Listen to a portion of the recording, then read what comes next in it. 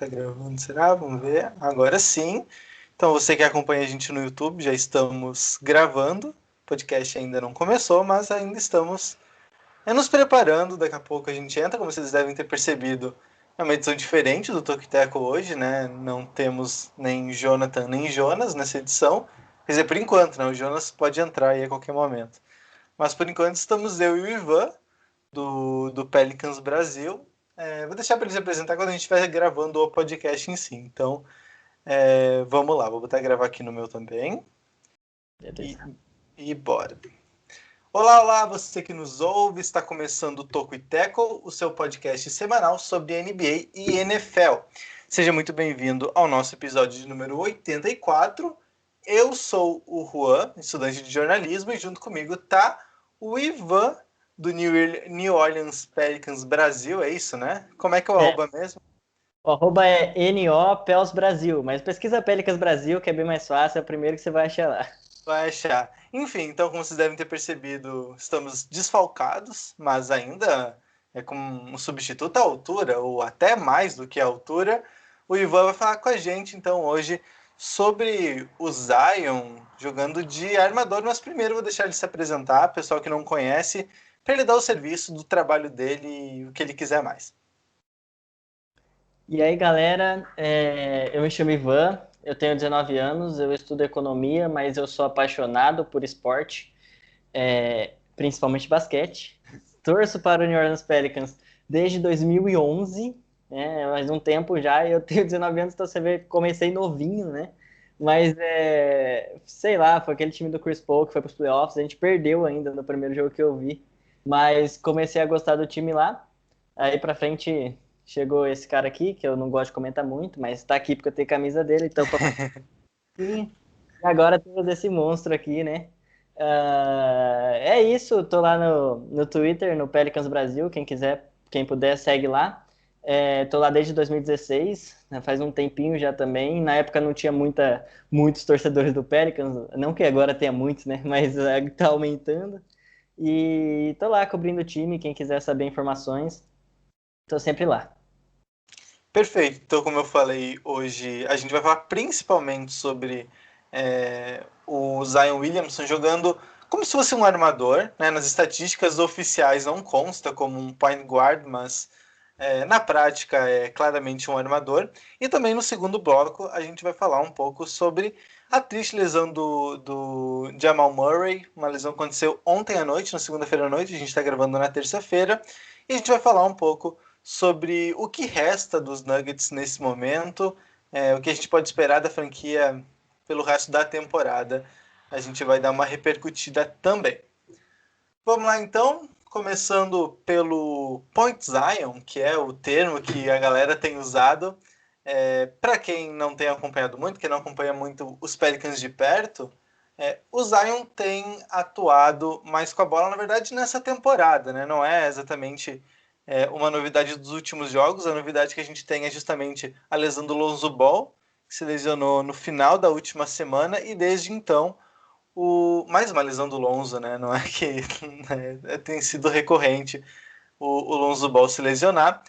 E dessa vez, mais do que em qualquer outras vezes, o Stan Van Gundy, o treinador dos Pelicans, colocou de fato o Zion para ser o ball handler, né? O cara que vai ficar com a bola, que vai chamar a jogada, que vai pontuar mais do que qualquer outra coisa, mas também até o número de assistência dele está muito bom nesses últimos jogos. A primeira partida que ele atuou de fato como esse cara que vai ficar mais com a bola na mão foi no jogo contra os Sixers, inclusive uma vitória muito importante dos Pelicans contra os Sixers. Imagino que não estivesse nos planos do torcedor nem da comissão Está. técnica, mas foi uma excelente partida do Zion e do Brandon Ingram também, que é outro que acaba sendo beneficiado por esse novo modelo de jogo dos Pelicans. Falar um pouco então sobre o Point Zion, que é uma ideia que o Pelicans já tinha desde o começo. Assim, a gente sempre pensou, a gente, né? A organização sempre pensava em o Zion como podendo ser um cara tipo LeBron James e tudo mais, que possa muitas vezes trazer a jogada para o ataque, né? E O time começou a fazer isso essa temporada um pouco antes já, só que agora com as lesões dos nossos armadores, né, não só o Lonzo Ball, mas a gente perdeu o Nickeil Alexander-Walker, já vai ficar um tempo fora. O Josh Hart também provavelmente vai perder a temporada com uma lesão no dedo. E aí a situação ficou meio complicada, tanto que a gente até trouxe o Isaiah Thomas, né? Foi uma situação bem legal, que agora o contrato dele acabou e o Pelicans infelizmente acho que não vai renovar. Mas, mas assim, e já era uma coisa que o Pelicans estava tentando melhorar, colocar o Zion com mais vezes como trazendo a bola. E se você pegar as estatísticas, dá muito certo, porque o Pelicans é muito melhor quando o Zion traz a bola por alguns fatores que são meio simples. Porque se você para e pensa, o Zion, quando a gravidade que ele tem em campo, né? Em campo, em quadra. A gravidade do Zion em quadra é algo muito grande. Você vê várias jogadas, 3, 4 jogadores em cima deles. E aí acaba sobrando, né? As assistências, as potenciais assistências do Zion são muito maiores do que as assistências em si, porque tem muitas vezes que ele toca a bola e o cara simplesmente erra, isso é um problema. Muita gente reclama da falta de chutadores, né? No Pelicans é algo que, de fato, faz alguma falta, sim, mas mesmo assim a gente ainda é um dos melhores ataques da liga, o que evidencia ainda mais, né? Como o time consegue bem com Zion e Ingram jogando muito bem. E é uma coisa que no jogo contra o Philadelphia ele teve muitos drives, né? Drives que no caso é corrida até a sexta, assim. E isso é algo que a gente sente falta bastante, porque quando o Lonzo Ball ele joga de armador, a gente sabe que a principal característica agora ele tem desenvolvido a bola de três, é um ótimo passador, tem um QI excelente, só que ele não é muito de infiltrar, né? E a única coisa que eu reclamo do Lonzo Ball ultimamente é infiltra com a bola, cara. Você precisa infiltrar com a bola, que a gente precisa de um armador que infiltra com a bola. Mas isso não acontece. O Eric Bledsoe que também podia fazer isso, está numa temporada muito abaixo. Então, já que o Zion já tá aí, e como eu gosto de falar essa frase, que o Rick Carlisle disse, quando o Pelicans enfrentou o Mavericks, umas 3 semanas atrás, ele falou que o Zion é um cara com a força do Shaquille O'Neal, mas com as habilidades de um armador. Então eu acho que o Pelicans tem que usufruir o máximo possível. Ele não é um cara que você joga com ele só de trás, de costas para cesta. Então, muito boa essa ideia. A gente achava que isso poderia acontecer, mas eu particularmente achava que ia demorar um pouquinho mais. Mas dadas as circunstâncias e como tá dando certo, aparentemente Point Zion é uma coisa que a gente vai ver durante um bom tempo aí. Isso, e você falou da questão de jogar de costas para cestas, não é que ele tá trabalhando mais como armador, mas, por exemplo, no jogo contra os Cavs, no domingo à noite, por muitas situações, ele se colocava no garrafão para receber passe. Nem sempre ele era o ball handler primário, digamos assim, né? O cara que vai puxar o ataque. Mas às vezes ele recebe já naquela posição de girar e arremessar. O que também mostra, assim, o que eu entendo do Zion nesse momento. Ele tem que ser explorado na capacidade total dele. Ele é um cara que sabe armar. Ele já tinha características de armador no college, inclusive, porque ele não podia ser um pivô, um center tradicional, porque ele não tem tamanho para isso. Ele tem força, mas ele não tem tamanho, então ele teria dificuldades provavelmente para defender esses pivôs. Mas isso gerou ele a levar, a desenvolver qualidades como um armador. Então a gente já via ele dando passe, já via ele gerando espaço na infiltração, a gente já via tudo isso no college.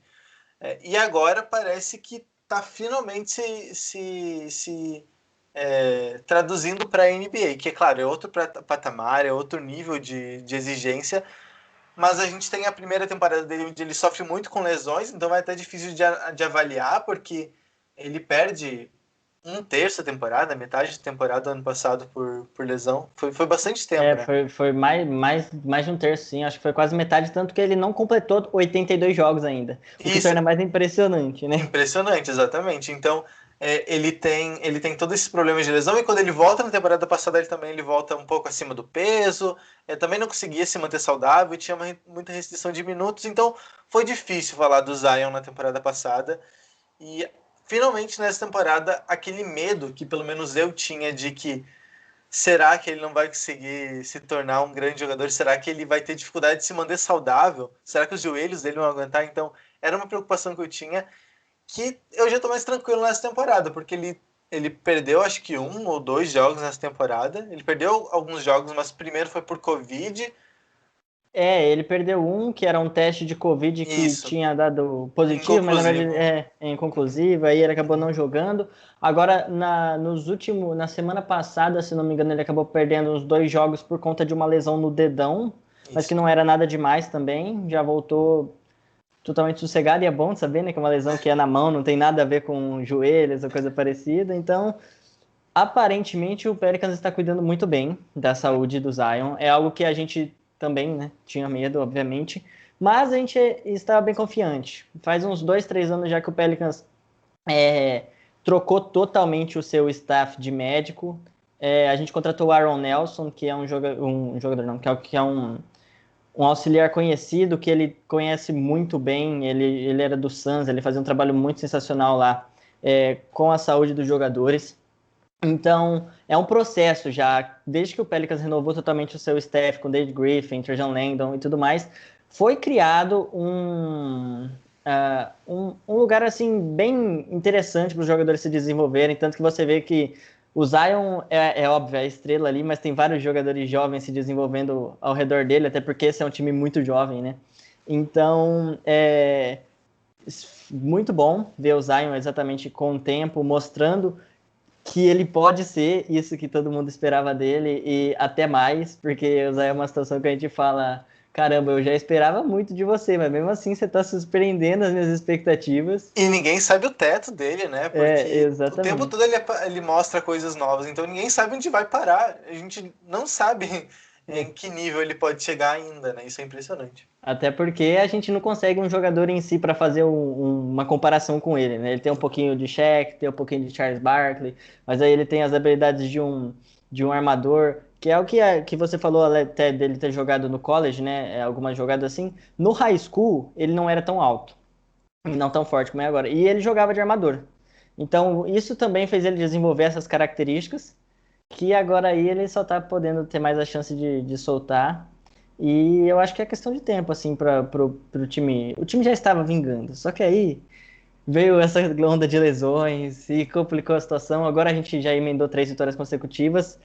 A tendência é o time, obviamente, é um time jovem, né? A gente vai perder alguns jogos ainda por falta de experiência, que a gente entrega muito jogo no fim, sempre dá um jeito.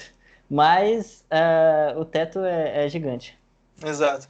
E ele tem jogado muitos minutos até, né? Na temporada passada, a média de minutos ele era quase de 28 por jogo, mas ele tem que considerar muita coisa, né? Que teve jogos que ele jogou 20, teve jogos que jogou 30, jogos mais importantes, menos importantes, e nessa temporada ele tem jogado quase 33 minutos, então já é uma minutagem de um jogador importante de uma franquia, né? Ainda não é 35, 36 minutos por jogo que determinados jogadores jogam, mas já é uma minutagem muito próxima ao que se espera de um franchise player, né? Tem algumas estatísticas aqui do Pelicans e também do Zion para a gente tentar entender essa transição de ball handler na equipe. Primeiro, eu peguei no The Athletic isso. No quarto de cada jogo por mês, tá? A evolução do Zion Williamson como tempo de posse. Em dezembro e janeiro, ele ficava com apenas 6,2% do tempo de posse era dele. Aí em fevereiro subiu para 9,7%, em março 16,1% e hoje ele já tem 18,9%. Hoje eu falo em abril, né? A gente está na metade de abril. Ele ainda tem menos posse média, porcentagem média do que o Lonzo Ball, tá lesionado, mas isso faz sentido, porque o Lonzo Ball ainda é o armador oficial do time, mas ele ter 18,9% mostra como o time tem crescido. E o offensive rating dos Pelicans subiu praticamente proporcional a esse aumento da posse do Zion. Em dezembro, o offensive rating foi de 61,5%. Nossa, agora que deve ser isso mesmo, está escrito aqui 61,5%. Em janeiro, por cento não, 61,5 pontos para cada 100 posses de bola. Em janeiro, 105,8. Em fevereiro, 110,7. Em março, 123,5 foi o pico.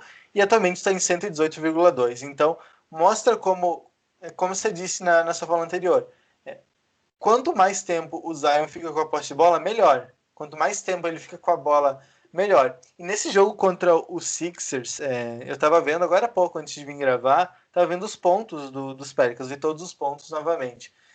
E assim, em várias posses de bola, o Zion está sendo marcado pelo Ben Simmons, que está sendo cotado fortemente para ser o defensor do ano. Imagino que vai ganhar, inclusive. Aí tem alguma rivalidade com o Gobert, mas Ben Simmons, no nível que está jogando, imagino que seja eleito de fato o melhor defensor da temporada. E ele, por algumas situações, pega e simplesmente passa pelo Ben Simmons. Então, é absurdo como ele consegue unir a força, explosão, e ainda ele é muito rápido. Porque os jogadores simplesmente não conseguem acompanhar. A gente não está falando de qualquer armador, qualquer ala que tenta marcar o Zion. A gente está falando do Ben Simmons.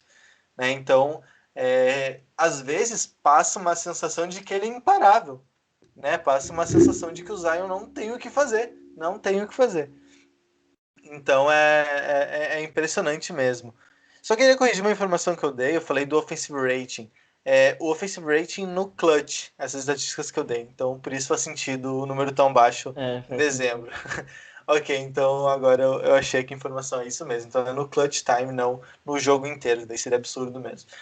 Então ele passa. Eu queria que você falasse um pouco também então, sobre essa capacidade que ele tem de superar os defensores. E isso gera uma sensação de que não só o Zion é imparável, mas que por vezes os Pelicans têm capacidade de enfrentar qualquer time da NBA. Claro, dificilmente ele vai ter atuações sensacionais, como ele teve contra os Sixers, até é injusto pedir isso dele, mas quando ele tá daquele jeito, é bem difícil de parar mesmo. Exatamente. Primeiro eu vou falar desse ponto, dele ser imparável, depois eu vou voltar na questão das minutagens ali, da posse de bola no final dos quartos, porque isso é algo interessante também, que o Pelicans veio mudando aos poucos. Sobre isso, Ben Simmons não conseguiu pará-lo, exatamente. A gente viu também nesse caso de você ter falado dos jogos, né? Contra a gente já venceu o Jazz com ele, o Gobert, ele não tomando conhecimento do Gobert. E o Pelicans é isso, a gente vê Kawhi Leonard, a gente vê o Pelicans, que o Pelicans a gente brinca, o Pelicans é uma montanha russa, que aparentemente mais desce do que sobe, mas é uma montanha russa. Porque, cara, você vê, o Pelicans na temporada ganhou de todos os times do topo que você pensa aí. Tirando o Nets, que a gente tomou um couro ultimamente, mas a gente só jogou uma temporada. Mas ganhamos do Jazz, ganhamos do Suns, ganhamos de Clippers e foram vitórias convincentes, sabe? A gente tem uma sensação de que quando o Pelicans joga bem, é difícil ganhar da gente. A gente consegue competir com qualquer um. Mas o que falta mesmo é a regularidade, né? É a regularidade, é conseguir fechar jogos, tipo contra o Blazers, que a gente tomou. A gente estava vencendo por 17 pontos, faltando 5 minutos e conseguiu perder. Até nessa última partida contra o Kings, a gente chegou a vencer por 25 pontos e quase entregou no final. Então é uma situação complicada do time fechar jogos e passa muito já desse assunto do final, porque o Pelicans sofre muito no final das partidas e muitas vezes, no começo da temporada, a bola não ia muito para o Zion no final dos jogos. O Brandon Ingram geralmente definia. E o Brandon Ingram é um jogador que ele é muito inconstante no clutch time. Às vezes ele vai muito bem, às vezes ele vai muito mal. Então, isso acaba gerando até uma intriga, né, da torcida. A gente queria muito que essa bola já passasse para a mão do Zion no final do jogo há muito tempo atrás. Agora isso está acontecendo, está passando, porque o Pelicans não tinha muita vontade assim de colocar o Zion já como um franchise player logo de início, o que é até bom, né, para diminuir a pressão dele. Ele chegou com 19 anos na NBA. Então, é meio complicado, né, você dar uma função dessa, né, para um jogador tão jovem, tanto que ano passado a gente falava até o final que o nosso franchise player era o Jrue Holiday, que não teve uma boa temporada tão boa, mas que aqui hoje no Bucks a gente pode ver que ele pode render muito bem também. Para mim ele é um dos melhores jogadores da liga. E aí essa temporada, na última temporada, né, já com o Brandon Ingram também tendo isso, foi All-Star. E aí chegou esse ano com o time sendo um pouquinho mais do Brandon Ingram que do Zion. Só que conforme foi passando o tempo, a gente foi vendo que o cara do time não tem como. A gente sabia que era uma questão de tempo, mas é o Zion. E no final do jogo ele foi decidindo contra o Celtics. Teve o jogo que foi para prorrogação. Ele matou aquela bola no finalzinho, que levou o jogo para prorrogação no fim. Ele é um cara que o Pelicans tem que passar a bola na mão dele. E é uma situação nesse sentido mesmo que chega ao ponto agora que se uma posse ofensiva, né, tirando o contra-ataque, se uma posse ofensiva não passa pela mão do Zion, eu já fico puto. Porque para mim toda bola, praticamente toda posse ofensiva tem que passar pela mão do Zion, porque é certeza que ou ele vai dar o seu jeito ali, como a gente disse, eu acho, ele é basicamente imparável, assim, tem jogadas até por inexperiência e tudo mais que acaba parando, até porque, né, ninguém é literalmente imparável, né, vão dobrar 3, 4 em cima dele, ou vai conseguir, e muitas vezes nessas horas que dobram nele, ele consegue um passe para alguém livre, para arremessar, para fazer a jogada, e é isso, é uma situação que está evoluindo com o tempo, como você mostrou aí, e tem tudo para dar certo, né? Os Pelicans, assim, eles estão numa situação de que eles podem chegar no play-in. Até tem uma situação bem razoável. Acho que é um dos melhores times da briga ali, até porque, pelo que a gente está conversando, de fazer jogos muito bons e uma sequência de vitórias pode ser definitiva. Mas, ao mesmo tempo, não tem pressa nenhuma, né? Não é como se tivesse que fazer um all-in e de buscar um jogador que vai resolver os problemas ou que tenha que chegar nos playoffs logo. Não tem essa pressa. E achar o Zion como esse armador ou esse cara que conduz a bola, que fica mais tempo com a bola nas mãos, já é uma vitória. Porque, ok, talvez não traga tantas vitórias nessa temporada, talvez não seja o diferencial para fazer uma grande temporada, mas já é um ponto muito positivo. Já é um caminho que o Pelicans sabe por onde seguir. Já sabe onde pode usar o Zion. E agora é basicamente montar o time ao redor. E daí sobre isso, outro ponto que eu queria tocar aqui, que entra no assunto, é o próprio Lonzo Ball. A gente está falando que a lesão dele gerou essa possibilidade do Zion ser o armador da equipe. Agora, na verdade, na trade deadline, a gente soube de uma proposta que os Bulls fizeram do Lonzo Ball. Eles queriam o Lonzo Ball e mandariam o Lauri Markkanen. Eu não sei se faz tanto sentido para os Pelicans, porque o Markkanen ele é um Brandon Ingram piorado, né? Ele não pensa que ele acrescentaria tanto na equipe. Mas dá possibilidade de conseguir de manter o Lonzo Ball. Ele é um free agent agora, né? No final da próxima temporada. Que você pensa? Você acha que tem que manter para ter uma opção de um outro armador ou de repente o espaço salarial que ele vai ocupar? Porque imagino que vai ter time que vai querer pagar caro por ele. O próprio Chicago Bulls pode ser um desses times interessados que precisa de um armador, né? Que fique mais tempo com a bola.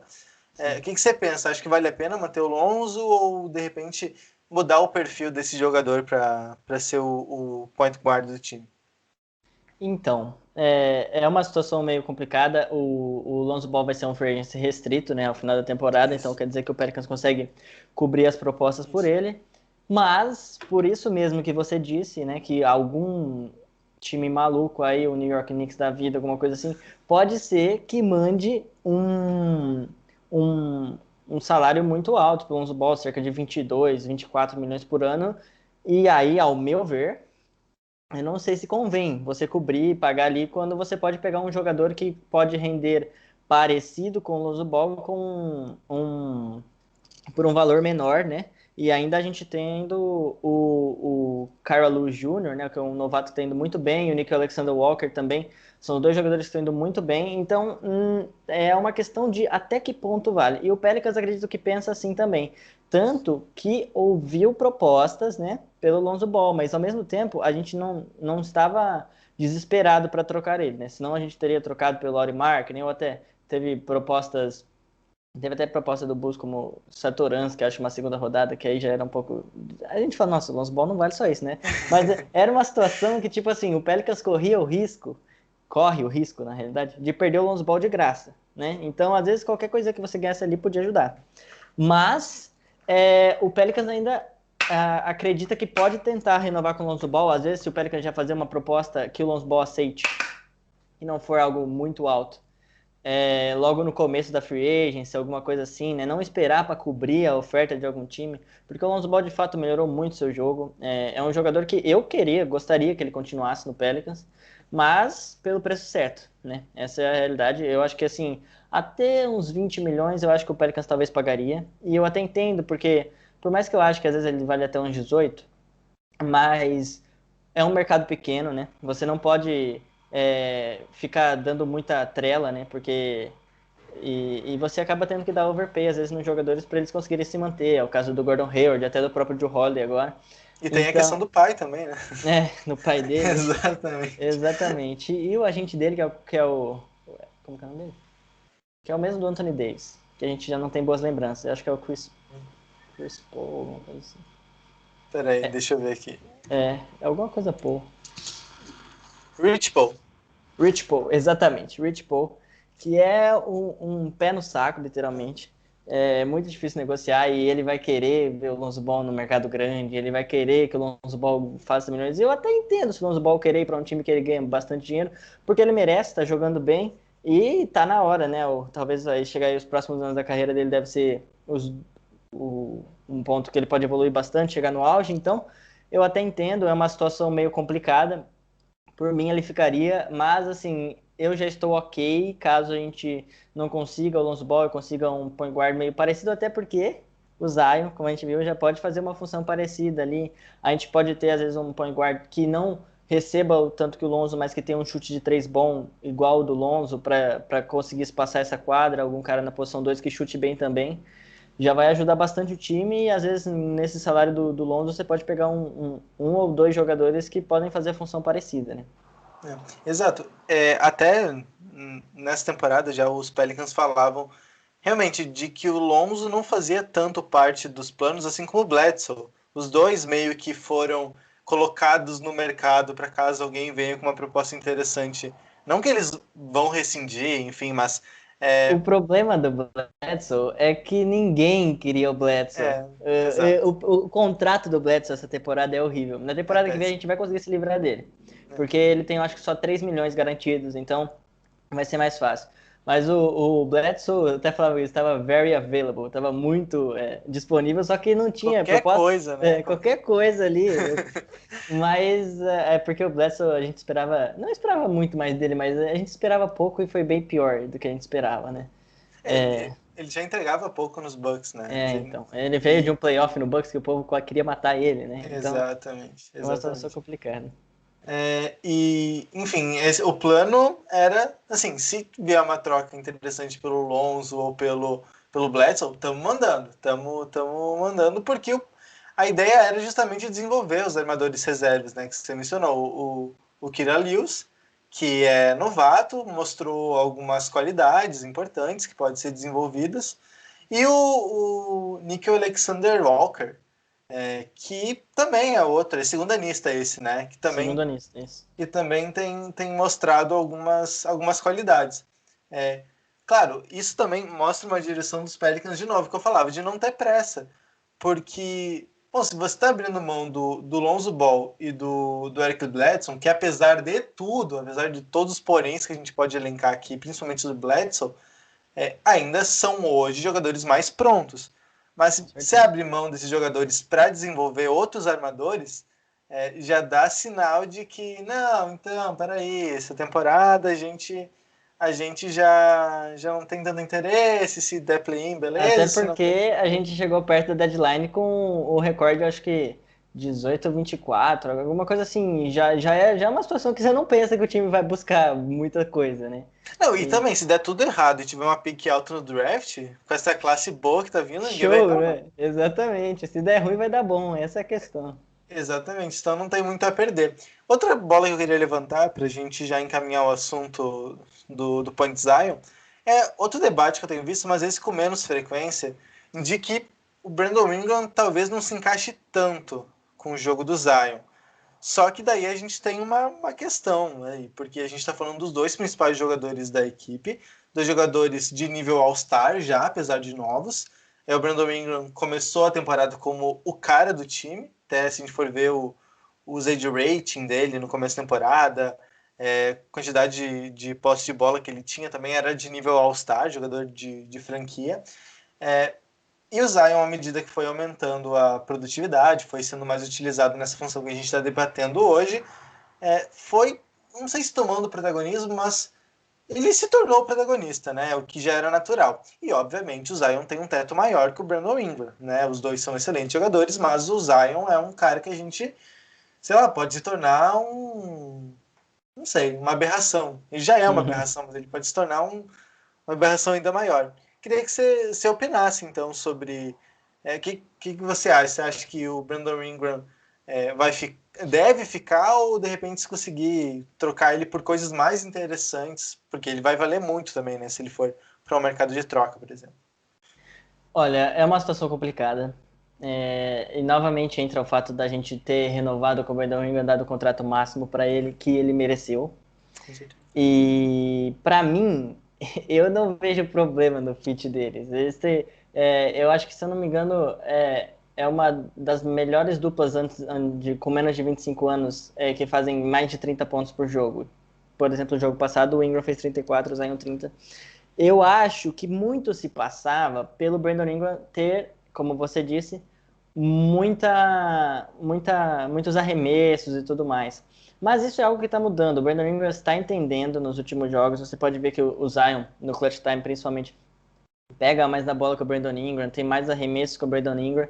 E isso é algo que, beleza, é isso que a gente quer. E é isso que o Ingram está entendendo. O Ingram é um cara que ele não fala muito, é um jogador que ele estaria ok com a posição de ser um segundo All-Star, que não é nada de errado também, né? Nada de.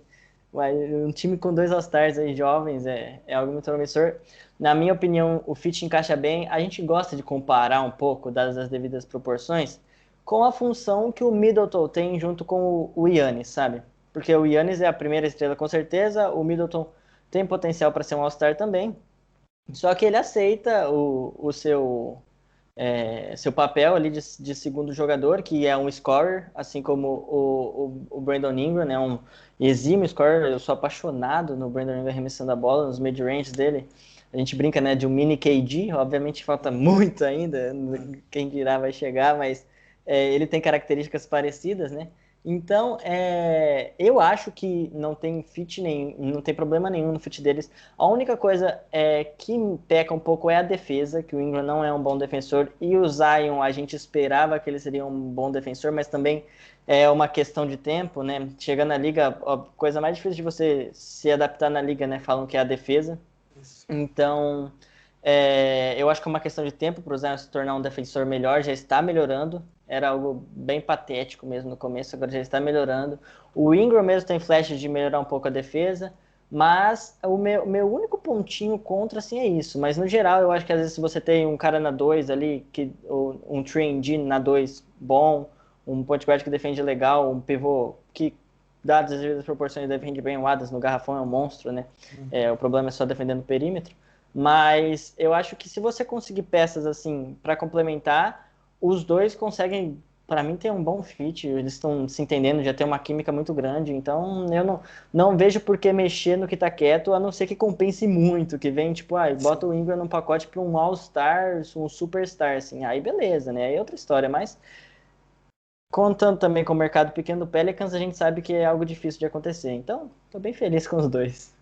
Você falou da defesa, né? O Van Gundy andou até criticando, né, a questão da defesa dos dois, porque olhando a pontuação, tem jogo que os dois passam de 30 pontos, né? Então é algo que assim, que eles tem jogos que eles pegam para si e destroem.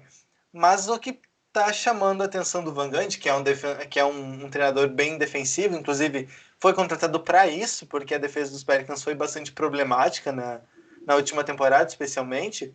Ainda não resolveu, né? Porque Ainda não não. resolveu. O povo É, brinca que ele foi contratado para isso e não conseguiu arrumar isso. aí tem que ver, né? Para a gente entender um pouco a É. profundidade do problema, né? Que trocou o treinador. Teoricamente, um treinador que sempre coloca os times dele entre as melhores defesas, né? Entre 10, 15 melhores defesas, e esse ano não está conseguindo. E ele falou que o Ingram e o Zion, ok, estão indo muito bem no ataque, mas precisam ser melhores na defesa, eles precisam estar mais ligados. E realmente, a sensação não me parece, a sensação que eu tenho não me parece ser uma questão técnica na defesa. Acho que não é isso. Acho que tem um pouco da técnica, óbvio, porque sempre ajuda, mas é um pouco de disposição. Exatamente. Me parece alguma disposição, porque o Brandon Ingram e o Zion, eles têm corpo de bons defensores. O Ingram tem Uma braços longuíssimos, envergadura incrível, exatamente. absurdo. Então ele pode ser um excelente defensor de perímetro, por exemplo. E o Zion é extremamente forte, é rápido. Enfim, os dois têm capacidade física para serem bons defensores. Me parece que a questão é mais de estar tá É, ligado, é um problema do Pelicans inteiro isso, cara, porque a gente vivia, né? É uma coisa que tá mudando. Isso que a gente gosta de ver, que tem uma chavinha que tá mudando depois do All-Star Game. O primeiro jogo contra o All-Star Game eu não conto, porque pra mim foi antes do All-Star Game. Foi um jogo contra o Wolves, a gente tomou um couro sem Karl Anthony Towns e D'Angelo Russell. Mas dali pra frente, eu acho que esse jogo deu um tapa na cara do time, deu um tapa na cara, e o time começou a mostrar vontade na defesa. E a gente foi bem na defesa, a gente tá melhorando na defesa, tirando essa partida aí, essa última partida contra o Cavaliers, que foi a que o Stamangante fez esses comentários. Que o Zion fez 38 pontos e o Ingram foi muito bem também, e o Stamangante chegou lá no vestiário e falou, ó, eu espero que vocês não imaginam que vocês tenham feito um bom jogo hoje, porque vocês não fizeram. Porque foi uma questão, deve ser horrível, né? Você fazer 38 pontos, chegar no vestiário, o treinador falar. Mas eu adorei que o Stamangante fez isso, porque de verdade o Pelicans conseguiu vencer esse jogo ainda, porque no último quarto a gente segurou o Cavaliers a 15 pontos só. E mesmo assim eles terminaram com, eu não lembro, mas foi mais de 115 pontos, se eu não me engano. Foi uma. Peraí. Vou pegar aqui só um pouquinho. Contra os Cavs foi 109, 116 a 109. 109, então é que foi um último quarto ali, mas tirando isso, cara, foi um jogo horrível da equipe, horrível defensivamente, que lembrou o Pelicans da primeira metade da temporada, e parece muito que falta vontade, sabe? E é algo que o time tá melhorando, então essa é a minha esperança também, que não para essa temporada, né? Para essa temporada o que vier tá no lucro, como a gente já conversou. Mas para longo prazo, acho que a gente tá indo para o caminho certo aos poucos. Eu gosto do Stan Van Gundy, apesar de ele ser muito criticado, porque ele reconhece todos os erros que o time faz depois do jogo. Você vê que ele tá vendo o problema. Apesar de muitas vezes o problema não estar sendo resolvido, mas ele tá reconhecendo os problemas e aos poucos o time vai evoluindo nisso aí. Perfeito, perfeito. Mais alguma consideração sobre Point Zion ou a gente pode avançar? Acho que a gente pode avançar, é isso aí. O Point Zion é imparável. Vamos antes então para um momento merchan do Toco e Teco, depois deixa a oportunidade para você relembrar as redes sociais que você modera lá do Pelicans Brasil. Mas primeiro a gente tem o nosso site, então, no tocoiteco.com. O site ainda se pode acessar lá, ainda tem algumas questões que a gente está desenvolvendo com tempo, com calma. Entrou texto novo hoje, são 3 textos novos hoje, 2 na verdade. O Jonathan escreveu sobre a classe de cornerbacks do draft, falou lá sobre o top 5 dele.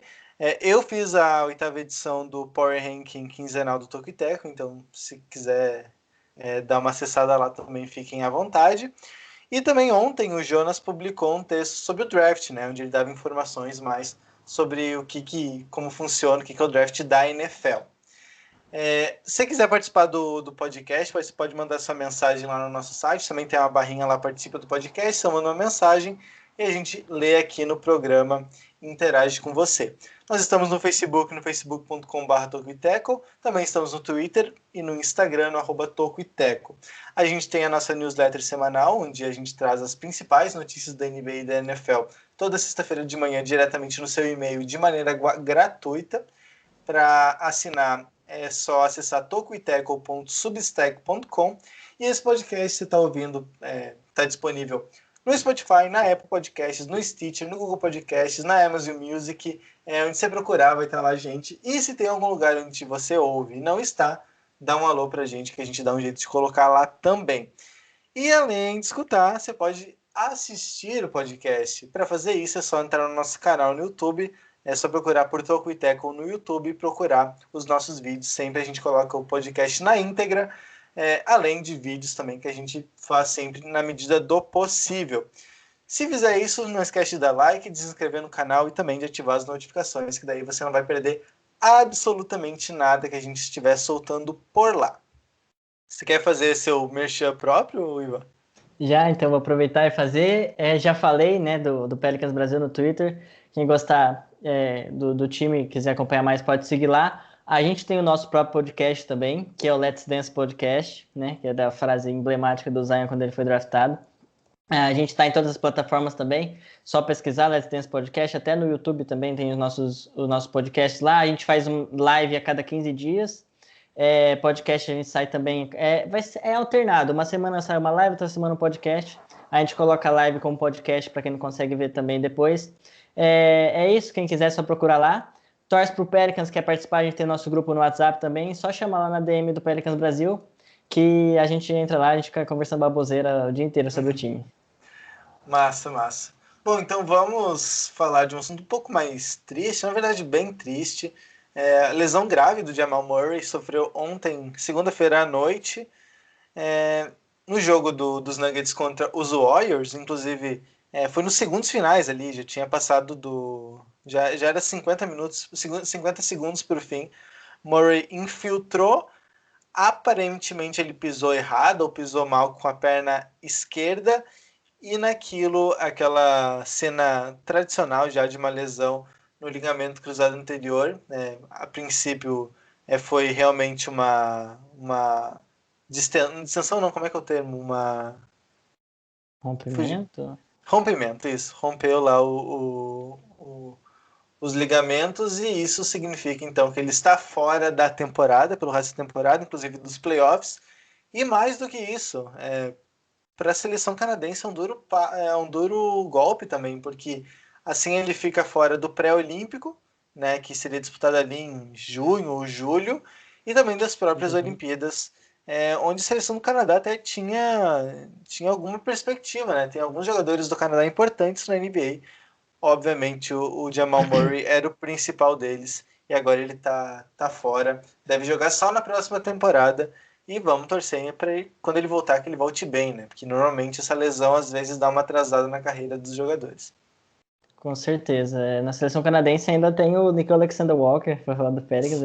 Eu montei um bom time na seleção canadense, mas de fato, eu tava vendo o jogo, é aquela cena que você para e vê, e você já meio que sabe mais ou menos o que aconteceu, né? Você torce para não ser isso, mas é uma cena clássica, como você falou. Muito triste, eu tava vendo o jogo, eu tava torcendo muito por ele, né? Porque tô lá secando o Warriors e fiquei triste duplamente ainda, porque eu tinha o Jamal Murray como um dos principais jogadores de um fantasy meu. Então, obviamente isso fica totalmente em segundo plano, né? É muito triste quando um jogador do talento do Jamal Murray e num time como o Nuggets, né? Que eu acho que a gente vai acabar falando aí do como fica o Nuggets, que tem um elenco muito bom, que chegou na final de conferência na temporada passada e se reforçou ainda mais para essa temporada, né? E é uma situação muito triste mesmo. É complicado de ver. É uma cena que a gente sempre fala, putz, caramba, por que existem lesões assim, né? Que é muito triste, não tenho nem muito o que falar. Os Nuggets vinham com 7 vitórias consecutivas, né? Desde que eles tinham trocado pelo Aaron Gordon na trade deadline. Aí eles perderam para os Celtics no final de semana passado. É uma partida bem estranha, onde eles meio que dominaram o jogo todo, e na virada do terceiro para o quarto eles cometeram muitos turnovers e foi meio ridículo assim, o desempenho ofensivo deles no último quarto. Foi coisa de 8 pontos, ou algo nesse sentido, né? Então eles Nível acabaram perdendo Pelicans. foi aí que eles perderam a invencibilidade. Aí depois eles jogaram contra os Warriors, que é esse jogo que a gente está comentando, e perderam também. Eles já estavam perdendo, né, no momento da lesão do Murray. Inclusive, no momento da lesão, já tinha uma vantagem bem larga Estava difícil. para os Warriors, então não dá para dizer que a lesão foi necessariamente o que causou a derrota dos Nuggets, porque o resultado já era bem complicado. O Murray, então, é um cara que particularmente eu cobro muito dele, porque a gente vê ele às vezes fazendo partidas espetaculares, fazendo partidas de 40, 30, 40, 50 pontos. Só a gente lembrar da sensacional série de playoff entre os Nuggets e o Jazz na primeira rodada dos playoffs da temporada passada, em que ele e o Donovan Mitchell destruíram, né? Não tenho o que falar, fizeram uma série histórica, bateram vários recordes. Só que a sensação que dava do Murray era: imagina se fosse sempre assim. Ou, não, sempre assim é difícil. Pedir 40 pontos de média não tem como ninguém fazer isso. Com certeza. Mas se ele fizesse 25 pontos de média, ou ele fizesse isso com mais regularidade, onde estariam os Nuggets? Porque, como você falou, é um time muito bom.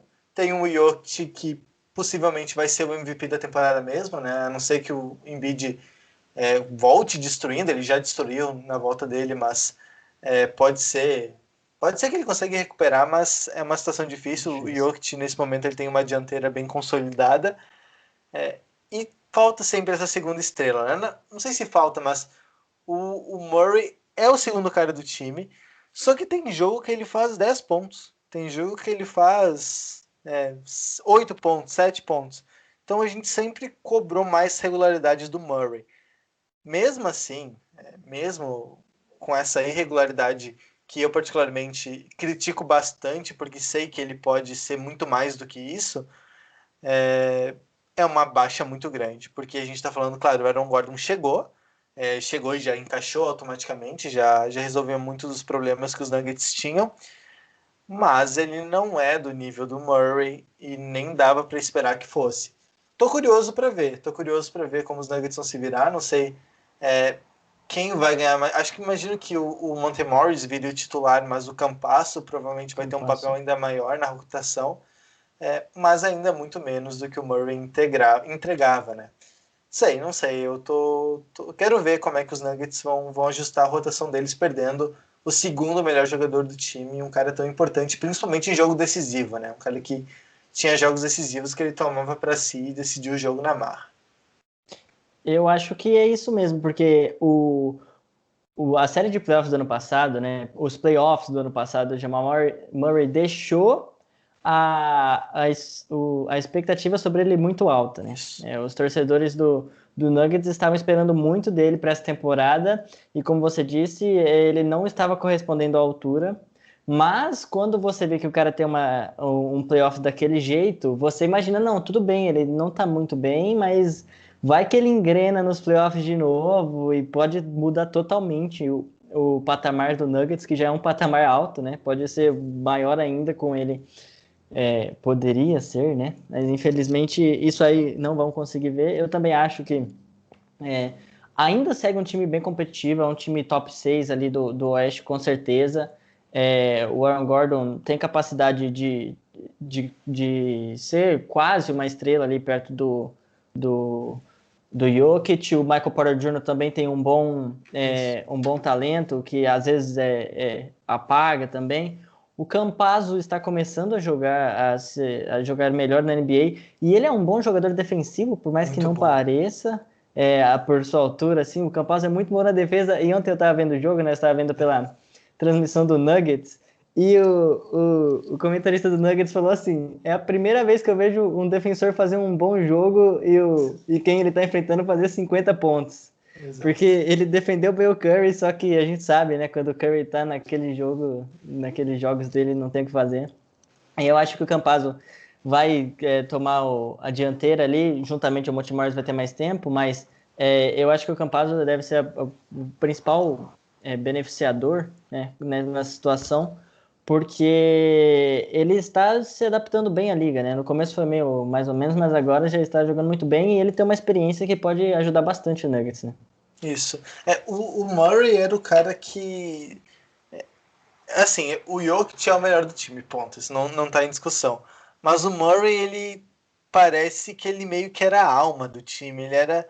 Eu não consigo explicar. Não quero dizer que ele era o melhor do time ou que ele é o jogador mais decisivo, mas ele meio que às vezes sente o jogo de uma maneira muito diferente, porque as cestas difíceis era com ele. Quem dava malabarismo para acertar uma bandeja contra os Lakers era ele. Era ele que fazia essas jogadas que ninguém esperava muito. O Jokic é mais um organizador. Claro, ele pontua muito, né? Tem médias de pontos muito boas, mas ele é mais um organizador, o cara que vai achar os companheiros. Né? Se posiciona que ele acha, não tem erro. Mas o Murray, ele cumpria esse papel de cara mais decisivo, de cara que às vezes conseguia umas bolas improváveis que colocava o time de volta no jogo.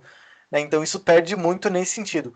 Sem falar toda a parte tática, técnica, mas no espírito do time eu acho que isso pode fazer alguma falta também. E sobre o Campasso, acho que o maior atestado de que ele marcou bem o Curry, apesar dos 53 pontos que ele fez na partida, foi que o Curry se incomodou demais.